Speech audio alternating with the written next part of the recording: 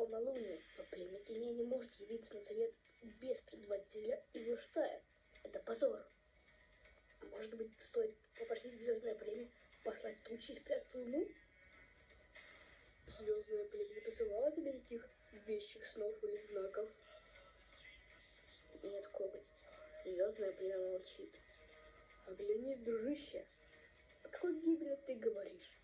Посмотри на своих воинов. Где ты еще увидишь таких сильных, здоровых и тренированных котов? Ты поможешь звездным покровителям избрать нового предводителя племени теней. Я не понимаю, о чем ты говоришь, Коготь. Ты хочешь, чтобы я выдумал знамение? Ну что ты. Но разве любой выбор сделать целителем не продиктован волей звезд? Пусть целитель, как любой звездный кот, порой блуждает в потемках, но звезды знают все, и они направляют его поступ.